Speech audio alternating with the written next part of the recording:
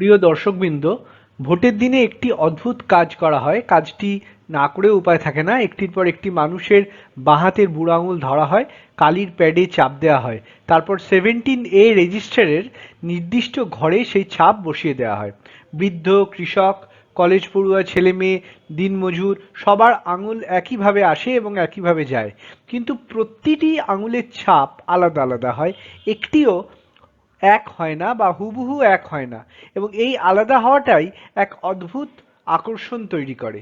এর পিছনে জীববিজ্ঞান কি সেটা আমরা একটু আলোচনা করে আসি। প্রশ্নটি বারবারই উঠে আসে, এই ছাপটি কার দ্বারা তৈরি করা হয়েছে? মানুষের নিজের দ্বারা, নাকি তার আগেই কেউ সেটা নির্ধারণ করে দিয়েছে? জানা যায় আঙুলের ছাপ তৈরি হয় মায়ের গর্ভে থাকাকালীন অবস্থায়, অর্থাৎ গর্ভাবস্থায় 10 থেকে 24 সপ্তাহের মধ্যে। ত্বকের নিচের স্তর বা ডার্মিস দ্রুত বৃদ্ধি পায়, কিন্তু উপরের স্তর এপিডার্মিস ততটা দ্রুত বৃদ্ধি পায় না। এই বৃদ্ধির ফারাক থেকেই এই ত্বকের মধ্যে এই ভাঁজ তৈরি হয়, আর সেই ভাঁজ থেকেই জন্ম নেয় আঙুলের রেখা।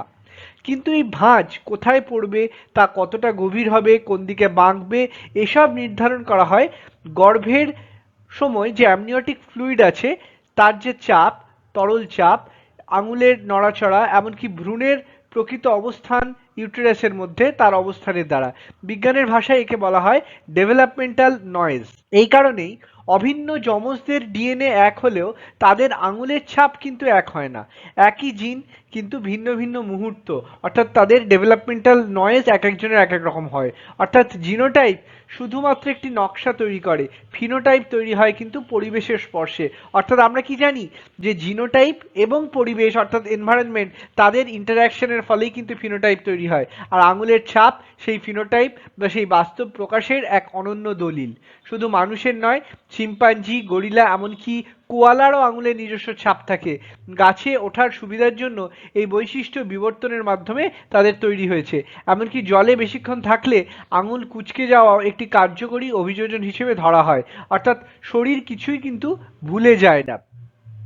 ভোট কেন্দ্রে যখন কোনো আঙুল ধরা হয়, তখন শুধুমাত্র একটি মানুষকে ছোঁয়া হয় না, ছোঁয়া হয় তার মায়ের ইতিহাস, তার ডেভেলপমেন্টের ইতিহাস, তার পরিস্ফুরণের, তার গর্ভের মুহূর্ত, তার না অদেখা অতীতকে। প্রতিটি ছাপ একটি জীবনের দলিল হয়ে ওঠে।